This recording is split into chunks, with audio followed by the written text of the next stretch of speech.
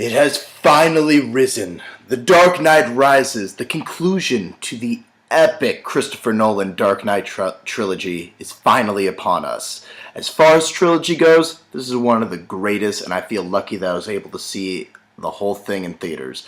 But is this the best chapter of it? Well, find out. So, this is coming off The Dark Knight. The Dark Knight Rises had some pretty big clown shoes to fill, if you will.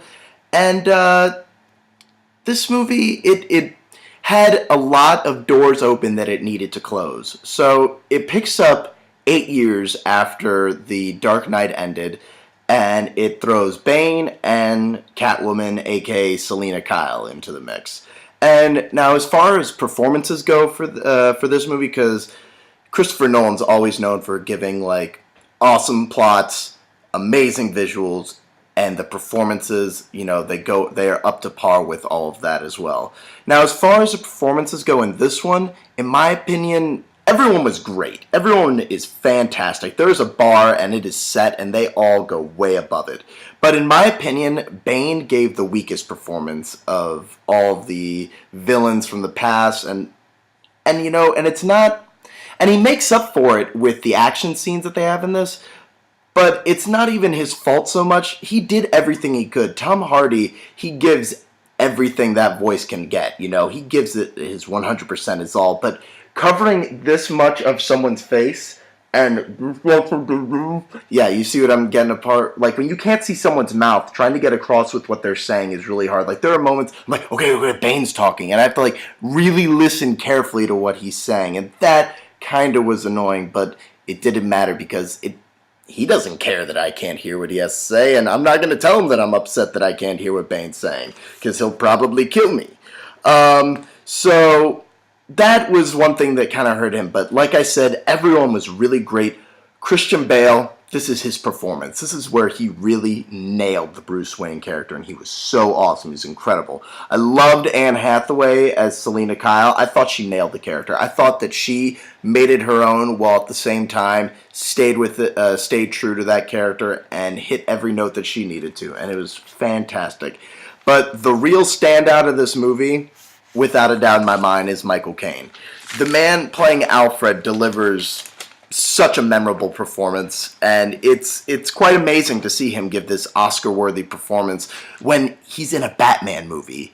That's so epic that we now have that forever captured on film. So yay to that. The plot, all I'll say, it may have not been the film that Batman fans wanted, but it's the film that Batman fans needed, damn it. And, like I said, there's a lot they needed to cover, and at one point, they jump a couple months, and in the first one, they would, jump through periods of times, and it would still feel smooth. There was a point where they show snow on the ground. It's like, that just feels like that kind of just all of a sudden happened. Like, I don't know what they could have maybe shown the first snowfall, and they may have, and I am not thinking back and remembering, because it is a 3-hour movie.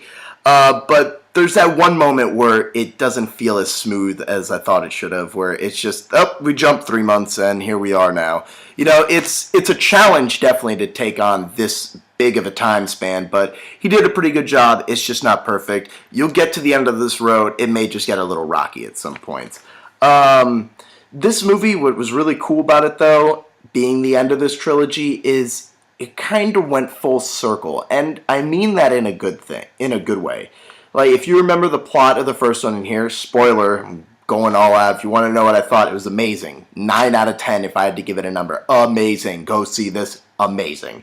But, thinking of, like, this whole trilogy through, like, it really goes back to its roots, back to the beginning. Because if you remember the first Batman Begins, the whole plot was Ra's al Ghul trying to take out Gotham City with that bomb that, took the water molecules and made them go nuts. In this one, they have Talia Ghul come in, and she comes out of nowhere, and that's a huge surprise, and that was done really well, because I'm normally ready for those kind of things, and when she's like, I'm Talia Ghul, I was like, oh shit, okay, you are Talia Ghul. That's pretty awesome. And the way that, they come full circle with this, it really gives it a nice sense of closure. Like, It started here, you saw him training, and then he needed to get his back broken and get back into shape and save it the same way he did the first time. Not exactly the same at all, but it's the same idea. To quickly close this up, script is the weakest of the three. It's still good, but there's some moments I was like, I guess, visually, Christopher Nolan is a genius. When the way that this is shot, every single frame of this movie could be a painting and you could stare at it for hours. He has an amazing visual sense, and you will not be able to tell what is special effects and what is real. This movie's amazing. I saw it in IMAX and I cannot wait to go again. It's amazing. So the only thing I want to say is the end. I'm going to tell you guys my interpretation of the end. So Bruce Wayne, Batman takes the A-bomb and he goes flying with the bat, and it goes off and you're like, wow, Batman just died. Batman is dead now, and so is Bruce Wayne, I guess, and I'll be damned if I didn't start to cry then. And I was like, wow, that's amazing that they had the guts to just kill him off like that. Really quickly, I didn't mention this yet, just came to mind. Joseph Gordon-Levitt, great performance in this movie. He was also really good. But back to the end there.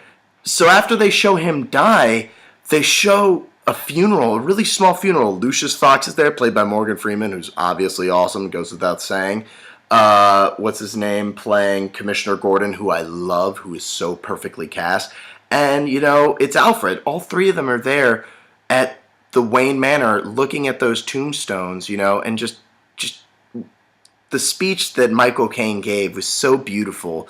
And they go, and then it moves on to see him go to that restaurant where he always dreamed of seeing, Bruce Wayne sitting there. And then they show that Bruce Wayne's there, and Michael Caine kind of has this, euphoric smile look on his face. And I thought about it, I was like, no, he cannot live. He wanted to die. He was not going to make himself live just to make Alfred happy. He wanted to die. Every time Alfred would address him about it, he wouldn't say anything because he knew that's what he really wanted. He wanted to go out as Batman. And damn it, that's what I think happened. I think that at the end of the movie, he did die. And what Alfred saw there was a figment of his imagination.